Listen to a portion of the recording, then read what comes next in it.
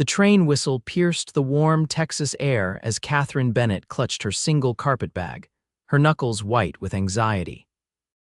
Everything she owned in the world was in that bag: a few dresses, a hairbrush, her mother's Bible, and a letter from a man she'd never met but was meant to marry in less than 24 hours.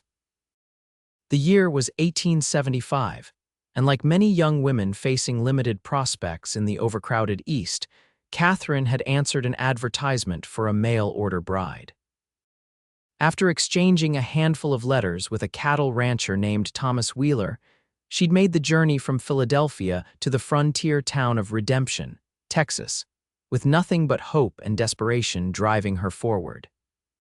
As the train slowed to a stop, Katherine smoothed her travel-worn blue dress and took a deep breath. Thomas had promised to meet her, but as passengers disembarked around her, there was no sign of the middle-aged rancher whose formal penmanship she'd come to recognize, Miss Bennett. A station master approached her, hat in hand. "I'm afraid I have some news." The pit in Katherine's stomach deepened. "Yes, Thomas Wheeler passed 3 days ago. Typhoid fever took him quick." The man shuffled uncomfortably. "Town sent me to tell you. There's a boarding house where you can stay tonight, and we can arrange passage back east on tomorrow's train if you'd like." Katherine felt the platform tilt beneath her feet. She'd spent her last dollars on this journey, sold everything that wouldn't fit in her bag.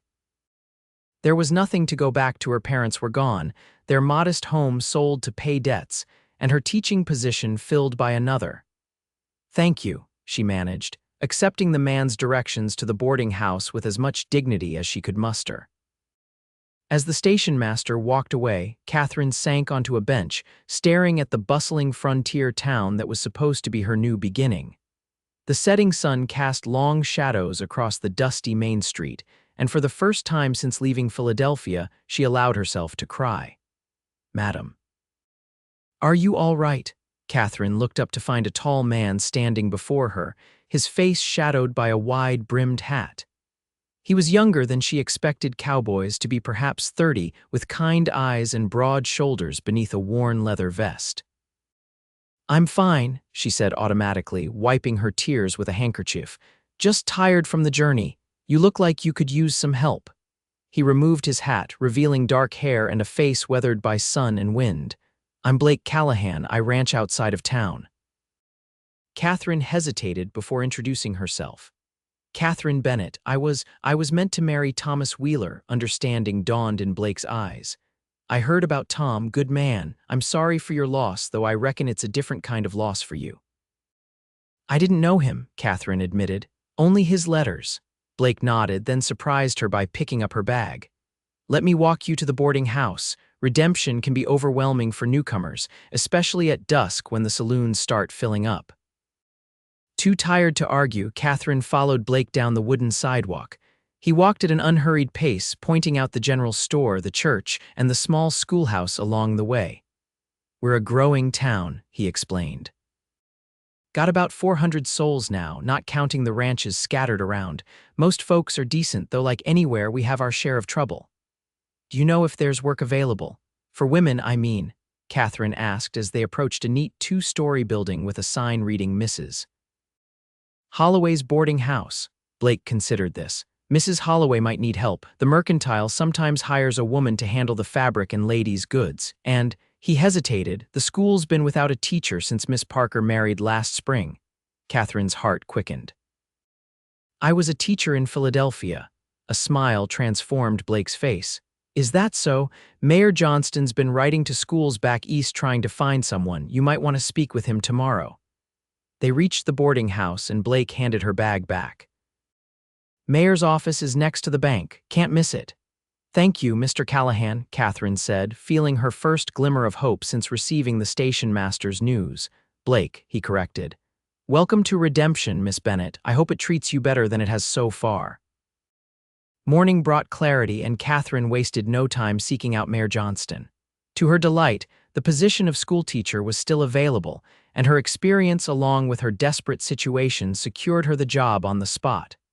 "School term starts in 3 weeks," Mayor Johnston explained. "The position includes a small room behind the schoolhouse and a modest salary. Not what you'd earn back east, I'm afraid, but enough to live on. It's perfect, Katherine assured him, feeling as though a great weight had lifted from her shoulders. Over the next weeks, Katherine threw herself into preparing the schoolhouse and her tiny attached living quarters.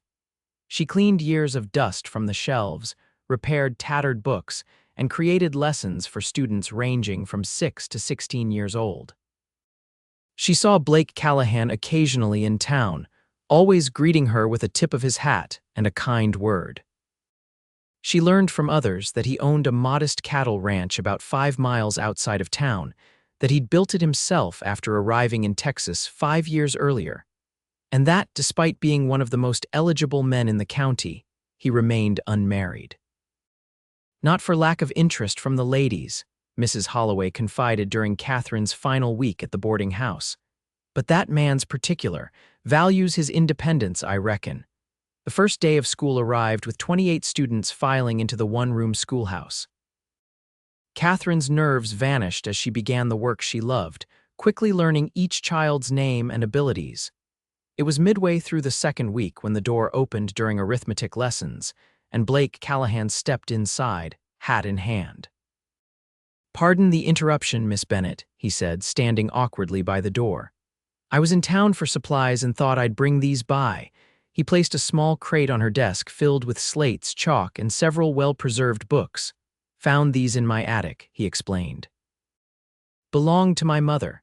She was a teacher before she married my father. Thought your students might make use of them." Katherine examined the book's geography, advanced mathematics, and literature far beyond what the simple schoolhouse currently offered. "These are wonderful, Mr. Callahan." "Thank you." Blake smiled, the expression transforming his weathered face. Just Blake, remember, that evening after dismissing her students, Katherine found herself tracing the inscription in one of the books. "To my dearest Elizabeth, may you inspire minds as you've inspired my heart. With love, James Callahan." 2 days later, Blake returned with a repaired bench for the schoolhouse. The following week, he arrived with a map of the United States that he'd ordered from a catalog. Each time he stayed a little longer, sometimes helping with a broken window or a stuck door, other times simply talking with Katherine after the students left. She learned he'd come west after the war, seeking a fresh start after losing his Pennsylvania farm. That he'd worked as a ranch hand until saving enough to buy his own small spread. That he loved poetry but was embarrassed by this fact, and that his mother had read Shakespeare to him as a child. For his part, Blake discovered Katherine's quick wit, her passion for education, and the strength that had brought her across the country alone. He admired how she'd adapted to frontier life, how she treated even the roughest ranch children with respect, and how she never complained about the primitive conditions of the schoolhouse. Autumn turned to winter, and Katherine found herself looking forward to Blake's visits. They became a steady presence in her life. Every Wednesday and Friday, he would appear just as school ended, sometimes with a small gift for the classroom, other times with a book he thought she might enjoy. The townspeople noticed. Mrs. Holloway smiled knowingly when Katherine mentioned Blake had fixed the schoolhouse roof. The mercantile owner's wife made pointed comments about settling down whenever Katherine came in for supplies. Even her students giggled when Blake appeared, especially after he began escorting her to church on Sundays. One bitterly cold January evening, as Blake was leaving after replacing a broken window pane, Katherine found the courage to ask what had been on her mind. "Why do you keep helping me, Blake? Surely you have enough work at your ranch without concerning yourself with the schoolhouse." Blake paused, his hat in his hands. "The truth," she nodded. "At first I felt responsible. You came here to marry, to start a new life, and fate dealt you a cruel hand. I thought someone should welcome you properly." His eyes met hers. "But then I got to know you, Katherine. Your determination, your kindness, the way you care for these children like they're your own. Now I come because being around you makes me happier than I've been in years." Katherine felt her heart flutter. "I'm glad," she said softly. "Your visits have become the brightest parts of my weeks." The admission changed something between them. Blake began inviting her to Sunday dinners at his ranch, where Katherine marveled at the small but well-built house he'd constructed with his own hands. He showed her his modest herd of cattle, his vegetable garden, and the grove of peach trees he'd planted that were just beginning to mature. "It's not much," he said apologetically. "Nothing like what you probably had back east." "It's wonderful," Katherine told him honestly. "You've built something real here, something that will last." As spring approached, Katherine realized she'd fallen in love with Blake Callahan. With his quiet strength, his unexpected gentleness, and the way his eyes crinkled when he smiled. She had no idea if he felt the same depth of emotion, though his attentions suggested he cared for her. The answer came on an unusually warm March evening. Blake had invited her to ride out to a spot on his property, and they sat on a blanket overlooking a creek swollen with spring runoff. "I've been thinking about the future," Blake said after they'd eaten the picnic he'd prepared. "About what I want from life." Katherine's heart quickened. "And what have you decided?" "That I don't want to be alone anymore." He took her hand. "When you arrived in Redemption, you were meant to marry a man you'd never met, to build a life based on a few letters and a lot of hope." "Yes," Katherine said softly. "I'm not asking you to marry a stranger." Blake's voice grew stronger. "I'm asking you to marry a man who's come to admire everything about you, who wakes each morning thinking of ways to see you, who falls asleep remembering the sound of your laugh." Katherine's eyes filled with tears as Blake continued. "I love you, Katherine Bennett. I know it hasn't been that long, and maybe I should wait to say these things, but life out here teaches you not to waste time. Will you consider becoming my wife? Not because you need security or because it's practical, but because you might feel something for me too." Katherine looked at this man who had shown her nothing but kindness since the moment they met, who had never treated her as helpless or desperate despite the circumstances of her arrival. "I don't need to consider it," she said, her voice clear despite her tears. "I love you too, Blake. I think I have since you carried my bag to the boarding house that first day."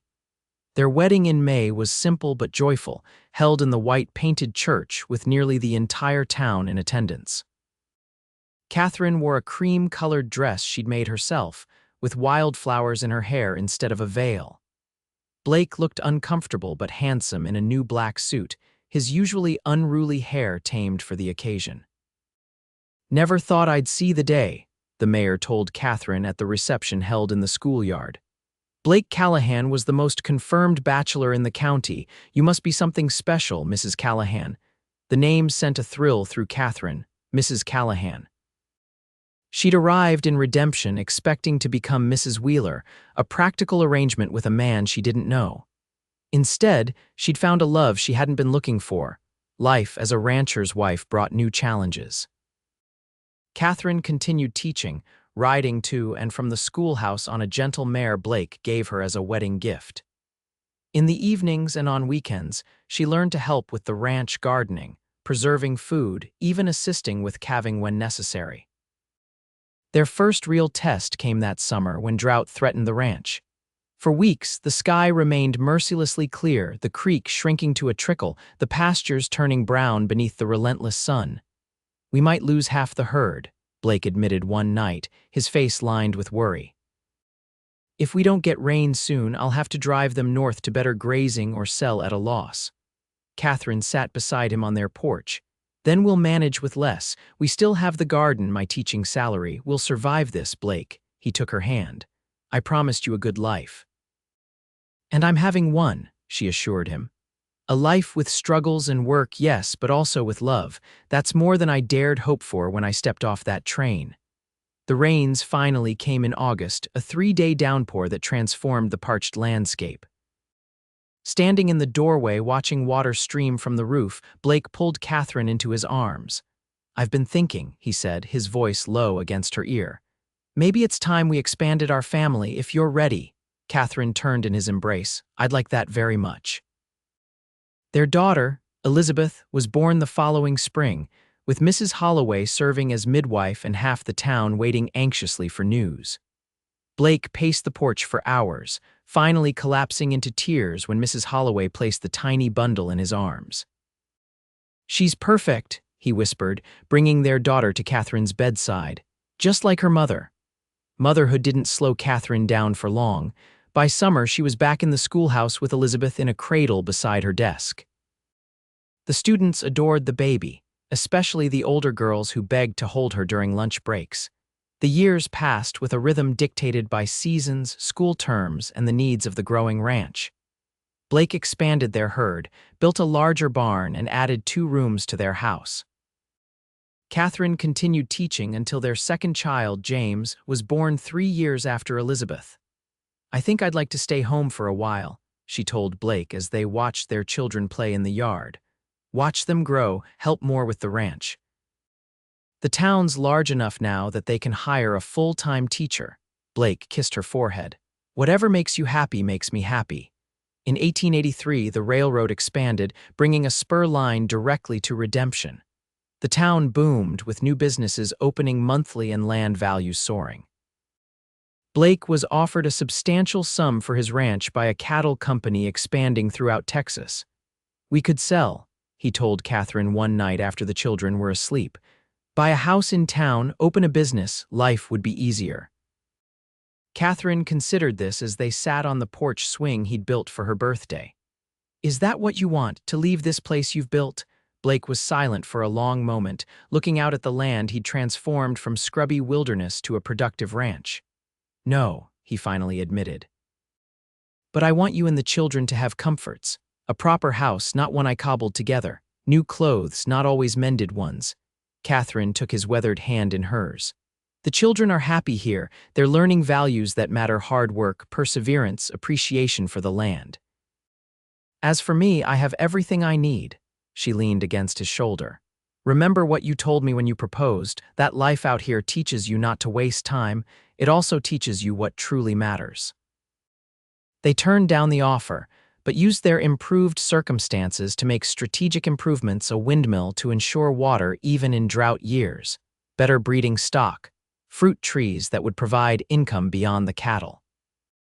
By 1890, the Callahan Ranch had become one of the most prosperous in the county. Elizabeth, at 15, was already teaching younger children during summer months, while 12-year-old James showed his father's affinity for ranching.